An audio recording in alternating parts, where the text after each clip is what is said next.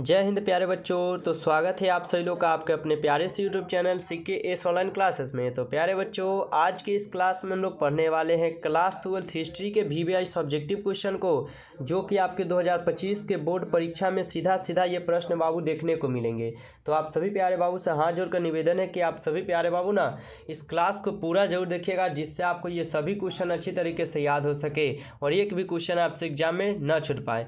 क्योंकि बाबू लोग आपसे हाथ जोड़कर निवेदन करते हैं कि आप लोग अब यहाँ से ना मन लाकर पढ़ाई कराना स्टार्ट कीजिए, क्योंकि आप लोग का समय जो बहुत ही कम है, यानी मानिए तो 2 में ही महीना बाकी है।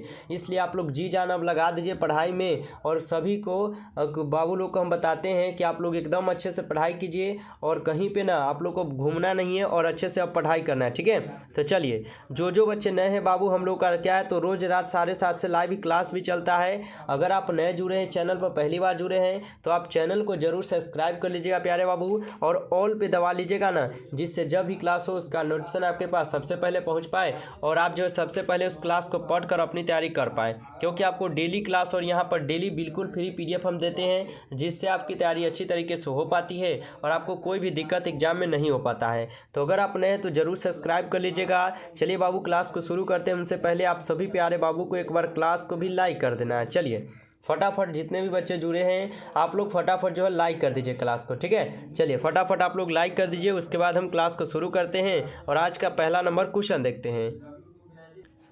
चलिए प्यारे बाबू, तो आज का पहला नंबर क्वेश्चन आप लोग के सामने है कि महाभारत के लेखक कौन थे, ठीक ना।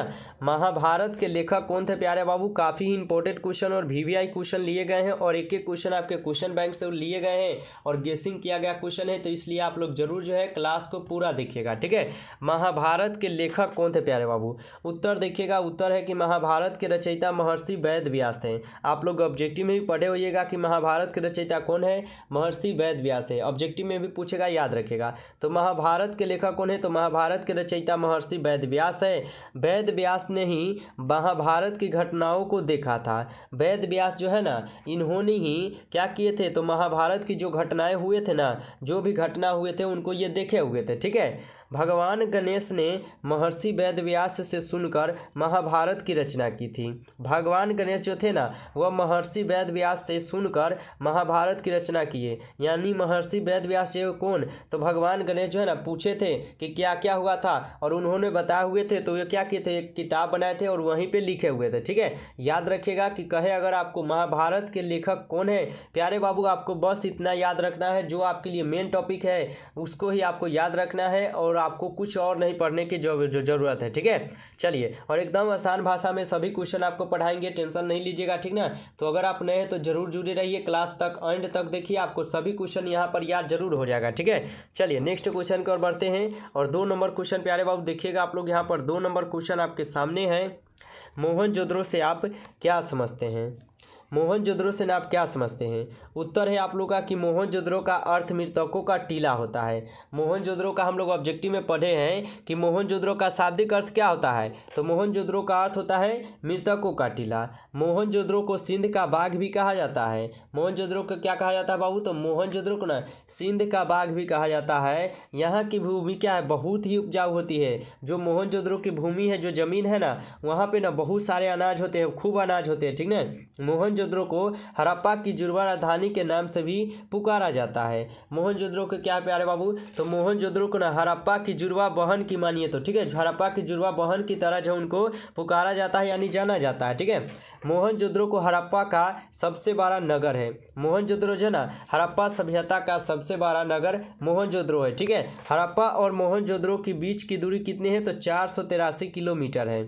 हड़प्पा और मोहनजोदड़ो की अगर बीच की दूरी पूछे तो 483 किलोमीटर याद रखिएगा, ठीक है। चलिए, तो याद रखिएगा, अगर कहे मोहनजोदड़ो से आप क्या समझते हैं, तो मोहनजोदड़ो का प्यारे बाबू सीधा सा अर्थ है कि मृतकों का टीला होता है शाब्दिक अर्थ, और मोहनजोदड़ो को सिंध का बाग भी कहा जाता है, याद रखिएगा। यहाँ की भूमि क्या है, तो मोहनजोदड़ो की जो भूमि है ना, वह बहुत ही उपजाऊ होती है। मोहनजोदड़ो को क्या कहा जाता है, तो हड़प्पा की जुड़वा राजधानी के नाम से भी जाना जाता है, ठीक है। मोहनजोदड़ो को हड़प्पा सभ्यता का सबसे बड़ा नगर है। यानी मोहनजोदड़ो जो ना हड़प्पा सभ्यता का सबसे बड़ा नगर है। और क्या है हड़प्पा और मोहनजोदड़ो के बीच की दूरी जो ना 483 किलोमीटर की है। आप लोग याद रखिएगा, ठीक है। बहुत ही इंपॉर्टेंट क्वेश्चन और VVI क्वेश्चन है, आप लोग जरूर प्यारे बाबू क्लास को पूरा देखिए, अच्छे से याद हो जाएगा। नेक्स्ट क्वेश्चन देखिएगा आप लोग यहाँ पर 3 नंबर क्वेश्चन है, महाभारत के लेखक कौन थे। महाभारत के प्यारे बाबू लेखक कौन थे। उत्तर देखिएगा क्या दिया गया है। उत्तर दिया गया है कि महाभारत के रचयिता महर्षि वेद व्यास है। ठीक ना प्यारे बाबू, हमको लग रहा है कि क्वेश्चन पढ़े बट बता देते हैं कि महाभारत के रचयिता महर्षि वेद व्यास है। वेद व्यास ने ही महाभारत की घटनाओं को देखा था और भगवान गणेश ने क्या किए थे, तो महर्षि वेद व्यास से सुनकर महाभारत की रचना किए थे। याद रखिए, यह क्वेश्चन आपको हम पढ़ा दिए थे, थोड़ा रिपीट हो गया है। चलिए आगे बढ़ते हैं। अगला क्वेश्चन देखिएगा, महाभारत की मूल क्या है, कथा का संबंध किससे है। महाभारत की मूल कथा का संबंध जो है प्यारे बाबू किससे है, समझिएगा। उत्तर क्या है। उत्तर है कि महाभारत की मूल का संबंध जो है ना, कौरव तथा पांडव नामक 2 रक्त संबंध परिवारों के बीच युद्ध से है। ठीक है, महाभारत की जो मूल कथा का संबंध है ना, ये है आपके किसके, तो कौरव तथा पांडव का, क्योंकि इन्हीं दोनों के बीच में क्या है, तो ज़्यादा युद्ध हुआ था। इन्हीं के कारण से जो है ना महाभारत की रचना भी हुआ था। याद रखिएगा। ठीक है, महाभारत के कुछ भाग विभिन्न सामाजिक समुदायों के क्या है, आचार व्यवहार के मानदंड तय करते हैं, क्योंकि इस ग्रंथ के मुख्य पात्र इन्हीं मापदंडों का अनुसरण करते हुए दिखाई देते हैं प्यारे बाबू। ठीक है, तो अच्छे से याद रखिएगा कि महाभारत की मूल कथा का संबंध किससे है प्यारे बाबू। आपको बस इतना याद रखना है और ज़्यादा कुछ नहीं करना है आपको। ठीक है, चलिए आगे बढ़ते हैं और नेक्स्ट क्वेश्चन देखें। नेक्स्ट क्वेश्चन है प्यारे बाबू आप लोग का 5 नंबर, सिंधु घाटी सभ्यता के समकालीन 2 सभ्यता के नाम बताएं। तो हम लोग सीधा सा पढ़ेंगे तो सिंधु घाटी सभ्यता समकालीन के 2 सभ्यता जो इस प्रकार है, यानी सिंधु घाटी सभ्यता के समकालीन के जो 2 विशेषताएं है ना, वह निम्नलिखित है या इस प्रकार है। ठीक है, जिसमें से हम लोग आता है पहला मेसोपोटामिया की सभ्यता क्या है, तो सिंधु घाटी सभ्यता के समकालीन ही आते हैं। ठीक है, और दूसरा आता है मिस्र की सभ्यता। ये सब क्या है, तो सिंधु घाटी सभ्यता के समकालीन ये है। ठीक है, इसको याद रखिए। अगर कहे कि सिंधु घाटी सभ्यता के समकालीन 2 सभ्यताओं के नाम बताए प्यारे बाबू, एकदम आप लोग मुंह पर याद रखिएगा, जुबान पर याद रखिएगा। एग्जाम में जब भी पूछे एकदम लिख देना है और अच्छा नंबर ला लेना है आप लोग को। ठीक ना, चलिए सोचने की आवश्यकता कभी ना पड़ेगा एग्जाम में, आप लोग अच्छे से एक बार याद कर लीजिए। अगला क्वेश्चन 6 नंबर क्वेश्चन है प्यारे बाबू, सिंधु घाटी सभ्यता को हड़प्पा सभ्यता क्यों कहा जाता है। सिंधु घाटी की सभ्यता को ना हड़प्पा सभ्यता प्यारे बाबू क्यों कहा जाता है। उत्तर देखिएगा क्या दिया गया है। उत्तर है सिंधु घाटी सभ्यता को हड़प्पा सभ्यता इसलिए कहा जाता है क्योंकि हड़प्पा नामक स्थान पर ही सन 1921 ईस्वी में दयाराम साहनी ने सिंधु घाटी सभ्यता का उत्खनन करवाया था। यानी क्या किए थे, तो दयाराम साहनी ने 1921 में क्या किए थे, तो सिंधु घाटी सभ्यता के उत्खनन यानी खुदाई करवाए हुए थे। ठीक है, याद रखिएगा। तो क्या है, तो सिंधु घाटी सभ्यता को हड़प्पा सभ्यता इसलिए कहा जाता है ना प्यारे बाबू, क्योंकि हड़प्पा सभ्यता नामक स्थान पर ही क्या किए थे, सन 1921 ईस्वी में दयाराम साहनी ने सिंधु घाटी सभ्यता को उत्खनन करवाए हुए थे। ठीक है, इसलिए इसका नाम जो है ना हड़प्पा सभ्यता भी पड़ा है। यानी सिंधु सभ्यता को हम लोग बोले तो उनको हड़प्पा सभ्यता भी बोलते हैं। आप लोग अच्छी तरीके से उनको याद रखिएगा प्यारे बाबू। ठीक ना, चलिए सोचना नहीं है और अच्छे से आपको पढ़ना न है और कहीं पे ज़्यादा ध्यान नहीं भटकाइएगा, नहीं तो आपको याद नहीं हो पाएगा। ठीक है, चलिए नेक्स्ट क्वेश्चन देखिएगा यहाँ पर 7 नंबर क्वेश्चन। ठीक है, 7 नंबर क्वेश्चन आपके सामने है, सिंधु सभ्यता की कला का वर्णन कीजिए। ठीक है, सिंधु सभ्यता की कला का वर्णन करना है प्यारा बाबू, तो उत्तर देखिएगा। उत्तर है सिंधु सभ्यता की कला का अत्यंत रोचक है। ठीक है ना, सिंधु सभ्यता की कला जो ना वह अत्यंत ही रोचक और महत्वपूर्ण थी। ठीक है, हड़प्पा सभ्यता की सड़कें पक्की ईंटों की बनी हुई थी।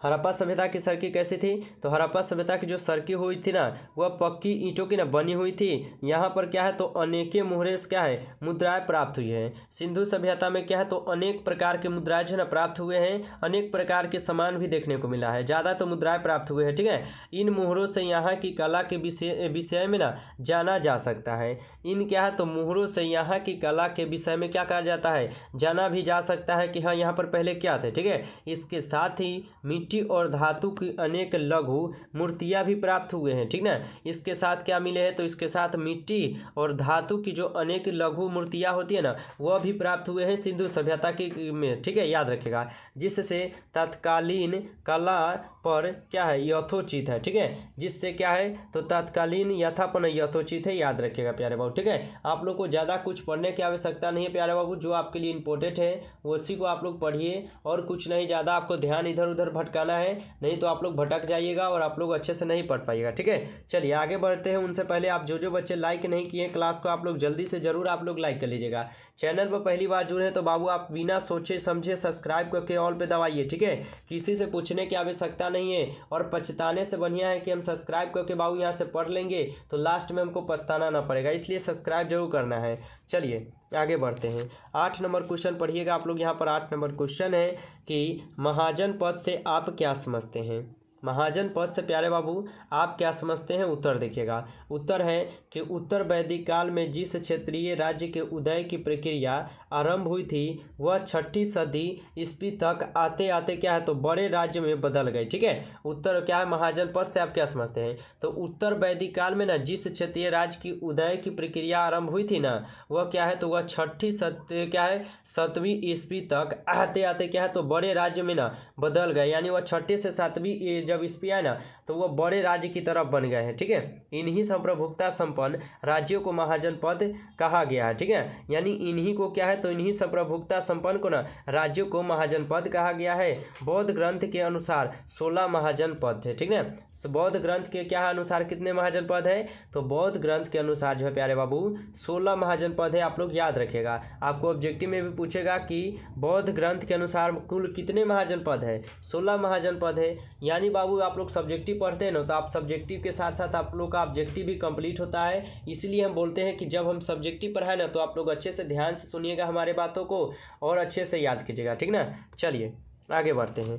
नेक्स्ट क्वेश्चन देखिएगा आप लोग। यहाँ पर 9 नंबर क्वेश्चन है। 9 नंबर क्वेश्चन क्या है कि सातवाहन राज्य के बारे में टिप्पणी लिखे। ठीक है प्यारे बाबू, क्या करना है तो सातवाहन राज्य के बारे में आपको क्या करना है तो टिप्पणी लिखना है प्यारे बाबू। तो देखिएगा टिप्पणी कैसे लिखाता है, ध्यान से आप लोग देख लीजिए कोई भी दिक्कत नहीं होगा। ठीक है, उत्तर दिया गया है सातवाहन भारत के प्राचीनतम राजवंशों में से एक था। जो सातवाहन थे ना यह भारत के प्राचीनतम राजवंशों में से एक था प्यारे बाबू। इस वंश ने ईसा पूर्व 2030 से लेकर दूसरी सदी ईसा के बाद तक मध्य भारत पर शासन किया था। ठीक है, ये कौन तो सातवाहन शासनकाल। ठीक है, सातवाहन राजवंश की स्थापना 230 से 60 ईसा पूर्व के बीच राजा सिमुक ने की थी।